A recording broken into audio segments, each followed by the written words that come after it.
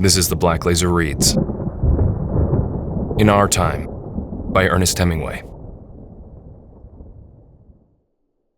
Chapter 1. Everybody was drunk. The whole battery was drunk, going along the road in the dark. We were going to the Champagne. The lieutenant kept riding his horse out into the fields and saying to him, "I'm drunk, I tell you, mon vieux. Oh, I am so soused." We went along the road all night in the dark, and the adjutant kept riding up alongside my kitchen and saying, "You must put it out. It is dangerous. It will be observed." We were 50 kilometers from the front, but the adjutant worried about the fire in my kitchen. It was funny going along that road. That was when I was a kitchen corporal. Chapter 2. The first matador got the horn through his sword hand, and the crowd hooted him out. The second matador slipped, and the bull caught him through the belly, and he hung onto the horn with one hand and held the other tight against the place.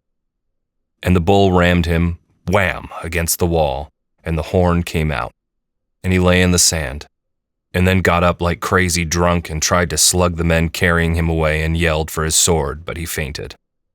The kid came out and had to kill 5 bulls because you can't have more than 3 matadors. And the last bull, he was so tired he couldn't get the sword in. He couldn't hardly lift his arm. He tried 5 times and the crowd was quiet because it was a good bull, and it looked like him or the bull, and then he finally made it. He sat down in the sand and puked, and they held the cape over him while the crowd hollered and threw things down into the bull ring.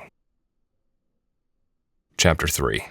Minarets stuck up in the rain out of Adrianople across the mud flats. The carts were jammed for 30 miles along the Karagach road. Water buffalo and cattle were hauling carts through the mud. No end and no beginning. Just carts loaded with everything they owned. The old men and women soaked through, walked along keeping the cattle moving. The Maritza was running yellow almost up to the bridge. Carts were jammed solid on the bridge with camels bobbing along through them. Greek cavalry herded along the procession. Women and kids were in the carts crouched with mattresses, mirrors, sewing machines, bundles. There was a woman having a kid with a young girl holding a blanket over her and crying, scared sick looking at it. It rained all through the evacuation.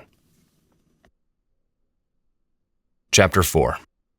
We were in a garden at Mons.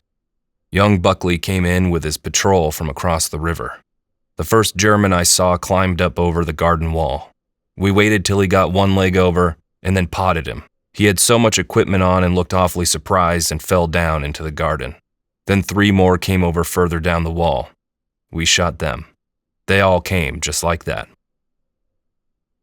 Chapter 5. It was a frightfully hot day. We jammed an absolutely perfect barricade across the bridge. It was simply priceless. A big old wrought iron grating from the front of a house. Too heavy to lift, and you could shoot through it, and they would have to climb over it. It was absolutely topping. They tried to get over it, and we potted them from 40 yards. They rushed it, and officers came out alone and worked on it. It was an absolutely perfect obstacle. Their officers were very fine. We were frightfully put out when we heard the flank had gone, and we had to fall back. Chapter 6. They shot the 6 cabinet ministers at 6:30 in the morning against the wall of a hospital. There were pools of water in the courtyard. There were wet, dead leaves on the paving of the courtyard. It rained hard. All the shutters of the hospital were nailed shut. One of the ministers was sick with typhoid. 2 soldiers carried him downstairs and out into the rain. They tried to hold him up against the wall, but he sat down in a puddle of water. The other 5 stood very quietly against the wall. Finally, the officer told the soldiers it was no good trying to make him stand up. When they fired the first volley, he was sitting down in the water with his head on his knees. Chapter 7. Nick sat against the wall of the church where they had dragged him to be clear of machine gun fire in the street. Both legs stuck out awkwardly. He had been hit in the spine. His face was sweaty and dirty. The sun shone on his face. The day was very hot. Rinaldi, big-backed, his equipment sprawling, lay face downward against the wall. Nick looked straight ahead brilliantly. The pink wall of the house opposite had fallen out from the roof. and an iron bedstead hung twisted toward the street. 2 Austrian dead lay in the rubble in the shade of the house. Up the street were other dead. Things were getting forward in the town. It was going well. Stretcher bearers would be along any time now. Nick turned his head carefully and looked down at Rinaldi. "Senta, Rinaldi, senta. You and me, we've made a separate peace." Rinaldi lay in the sun, breathing with difficulty. "Not patriots." Nick turned his head carefully away, smiling sweatily. Rinaldi was a disappointing audience. Chapter 8. While the bombardment was knocking the trench to pieces at Fossalta, he lay very flat and sweated and prayed, "Oh, Jesus Christ, get me out of here. Dear Jesus, please get me out. Christ, please, please, please, Christ. If you only keep me from getting killed, I'll do anything you say. I believe in you and I'll tell everyone in the world that you are the only thing that matters. Please, please, dear Jesus." The shelling moved further up the line. We went to work on the trench, and in the morning the sun came up and the day was hot and muggy and cheerful and quiet. The next night back at Mestre, he did not tell the girl he went upstairs with at the Villa Rosa about Jesus, and he never told anybody. Chapter 9. At 2 o'clock in the morning, 2 Hungarians got into a cigar store at 15th Street and Grand Avenue. Drevitz and Boyle drove up from the 15th Street police station in a Ford. The Hungarians were backing their wagon out of an alley. Boyle shot one off the seat of the wagon and one out of the wagon box. Drevitz got frightened when he found they were both dead. "Hell, Jimmy," he said. "You oughtn't to have done it. There's liable to be a hell of a lot of trouble." "They're crooks, ain't they?" said Boyle. "They're wops, ain't they? Who the hell is going to make any trouble?" "That's all right maybe this time," said Drevitz. "But how did you know they were wops when you bumped them?" "Wops," said Boyle. "I can tell wops a mile off." Chapter 10. One hot evening in Milan, they carried him up onto the roof and he could look out over the top of the town. There were chimney swifts in the sky. After a while, it got dark and the searchlights came out. The others went down and took the bottles with them. He and Ag could hear them below on the balcony. Ag sat on the bed. She was cool and fresh in the hot night. Ag stayed on night duty for 3 months. They were glad to let her. When they operated on him, she prepared him for the operating table and they had a joke about friend or enema. He went under, the anesthetic holding tight onto himself so that he would not blab about anything during the silly talky time. After he got on crutches, he used to take the temperature so Ag would not have to get up from the bed. There were only a few patients, and they all knew about it. They all liked Ag. As he walked back along the halls, he thought of Ag in his bed. Before he went back to the front, they went into the Duomo and prayed. It was dim and quiet, and there were other people praying. They wanted to get married, but there was not enough time for the banns, and neither of them had birth certificates. They felt as though they were married, but they wanted everyone to know about it, and to make it so they could not lose it. Ag wrote him many letters that he never got until after the armistice. 15 came in a bunch, and he sorted them by the dates and read them all straight through. They were about the hospital, and how much she loved him, and how it was impossible to get along without him, and how terrible it was missing him at night. After the armistice, they agreed he should go home to get a job so they might be married. Ag would not come home until he had a good job and could come to New York to meet her. It was understood he would not drink, and he did not want to see his friends or anyone in the States, only to get a job and be married.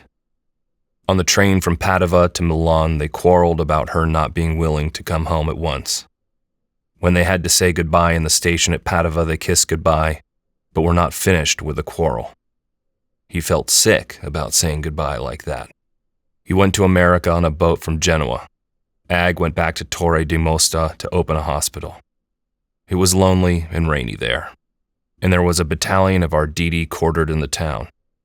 Living in the muddy, rainy town in the winter, the major of the battalion made love to Ag, and she had never known Italians before, and finally wrote a letter to the States that theirs had been only a boy and girl affair. She was sorry, and she knew he would probably not be able to understand, but might someday forgive her and be grateful to her, and she expected, absolutely unexpectedly, to be married in the spring. She loved him as always, but she realized now it was only a boy and girl love. She hoped he would have a great career and believed in him absolutely. She knew it was for the best. The major did not marry her in the spring or any other time. Ag never got an answer to her letter to Chicago about it. A short time after, he contracted gonorrhea from a salesgirl from the fair riding in a taxicab through Lincoln Park. Chapter 11. In 1919, he was traveling on the railroads in Italy, carrying a square of oilcloth from the headquarters of the party, written in indelible pencil, and saying here was a comrade who had suffered very much under the whites in Budapest, and requesting comrades to aid him in any way. He used this instead of a ticket. He was very shy and quite young, and the trainmen passed him on from one crew to another. He had no money, and they fed him behind the counter in railway eating houses. He was delighted with Italy. It was a beautiful country, he said. The people were all kind. He had been in many towns, walked much, and seen many pictures. Giotto, Masaccio, and Piero della Francesca. He bought reproductions of and carried them wrapped in a copy of Avanti. Mantegna he did not like. He reported at Bologna, and I took him up with me into the Romagna where it was necessary I go to see a man. We had a good trip together. It was early September and the country was pleasant. He was a Magyar, a very nice boy and very shy.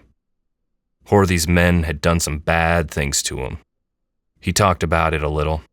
In spite of Italy, he believed altogether in the world revolution. "But how is the movement going in Italy?" he asked. "Very badly," I said. "But it will go better," he said. "You have everything here.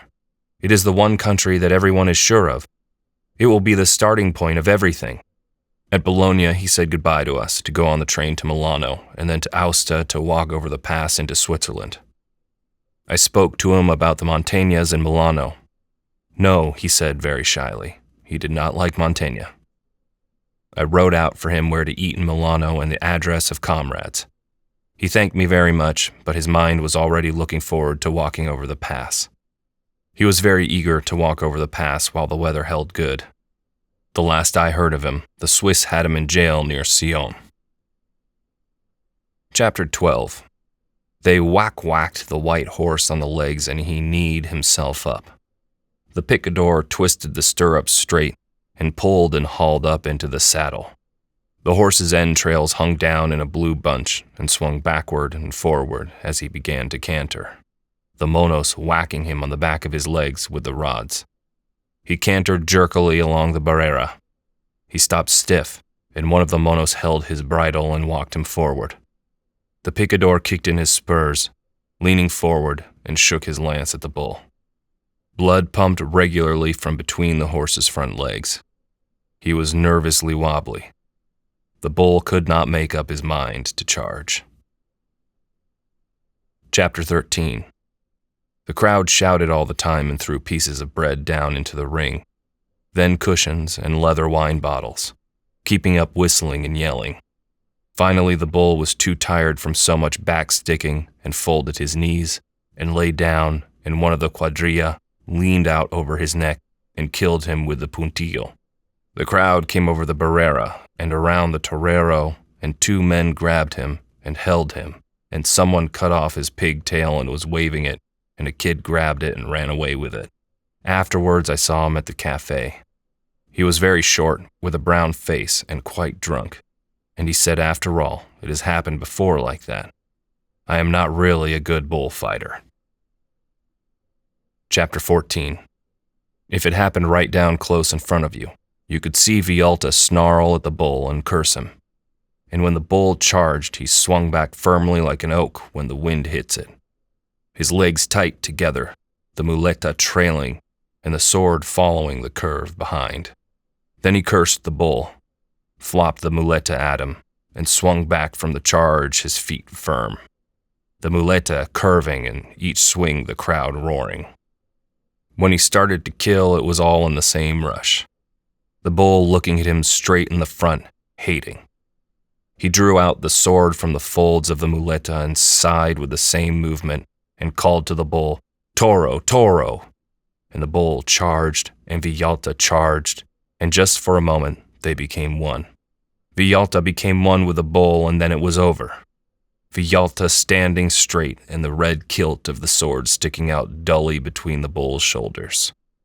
Vialta, his hand up at the crowd, and the bull roaring blood, looking straight at Vialta and his legs caving. Chapter 15. I heard the drums coming down the street, and then the fifes and the pipes, and then they came around the corner all dancing, the street full of them. Mara saw him, and then I saw him. When they stopped the music for the crouch, he hunched down in the street with them all, and when they started it again, he jumped up and went dancing down the street with them. He was drunk, all right. "You go down after him," said Mara. "He hates me." So I went down and caught up with him and grabbed him while he was crouched down waiting for the music to break loose and said, "Come on, Luis. For Christ's sake, you've got bulls this afternoon." He didn't listen to me. He was listening so hard for the music to start. I said, "Don't be a damn fool, Luis. Come on back to the hotel." Then the music started up again and he jumped up and twisted away from me and started dancing. I grabbed his arm and he pulled loose and said, "Oh, leave me alone. You're not my father." I went back to the hotel and Mara was on the balcony looking out to see if I'd be bringing him back. He went inside when he saw me and came downstairs disgusted. "Well," I said, "after all, he's just an ignorant Mexican savage." "Yes," Mara said. "And who will kill his bulls after he gets a cogida?" "We, I suppose," I said. "Yes, we," said Mara. "We kills the savage's bulls, and the drunkard's bulls, and the Riao dancer's bulls. Yes, we kill them. We kill them all right. Yes, yes, yes." Chapter 16. Mara lay still, his head on his arms, his face in the sand. He felt warm and sticky from the bleeding. Each time he felt the horn coming. Sometimes the bull only bumped him with his head. Once the horn went all the way through him and he felt it go into the sand. Someone had the bull by the tail. They were swearing at him and flopping the cape in his face. Then the bull was gone. Some men picked Mara up and started to run with him toward the barriers, through the gate, out the passageway, around the grandstand to the infirmary. They laid Mara down on a cot, and one of the men went out for the doctor. The others stood around. The doctor came running from the corral where he had been sewing up the picador horses. He had to stop and wash his hands. There was a great shouting going on in the grandstand overhead. Mara wanted to say something and found he could not talk. Mara felt everything getting larger, and then smaller and smaller. Then it got larger and larger and larger, and then smaller and smaller. Then everything commenced to run faster and faster as when they speed up a cinematograph film. Then he was dead. Chapter 17. They hanged Sam Cardinella at 6 o'clock in the morning in the corridor of the county jail. The corridor was high and narrow with tiers of cells on either side. All the cells were occupied. The men had been brought in for the hanging. 5 men sentenced to be hanged were in the 5 top cells. 3 of the men to be hanged were Negroes. They were very frightened. One of the white men sat on his cot with his head in his hands. The other lay flat on his cot with a blanket wrapped around his head. They came out onto the gallows through a door in the wall. There were 6 or 7 of them, including 2 priests. They were carrying Sam Cardinella. He had been like that since about 4 o'clock in the morning. While they were strapping his legs together, 2 guards held him up, and 2 priests were whispering to him. "Be a man, my son," said one priest. When they came toward him with the cap to go over his head, Sam Cardinella lost control of his sphincter muscle. The guards who had been holding him up dropped him. They were both disgusted. "How about a chair, Will?" asked one of the guards. "Better get one," said a man in a derby hat. When they all stepped back onto the scaffolding back of the drop, which was very heavy, built of oak and steel, and swung on ball bearings, Sam Cardinella was left sitting there strapped tight, the younger of the 2 priests kneeling beside the chair. The priest skipped back onto the scaffolding just before the drop fell. Chapter 18. The king was working in the garden. He seemed very glad to see me. He walked through the garden. "This is the Queen," he said. She was clipping a rose bush. "Oh, how do you do," she said. We sat down at a table under a big tree, and the king ordered whiskey and soda. "We have good whiskey anyway," he said. The Revolutionary Committee, he told me, would not allow him to go outside the palace grounds. "Plastiras is a very good man, I believe," he said, "but frightfully difficult. I think he did right, though, shooting those chaps. If Kerensky had shot a few men, things might have been altogether different. Of course, the great thing in this sort of an affair is not to be shot oneself." It was very jolly. We talked for a long time. Like all Greeks, he wanted to go to America.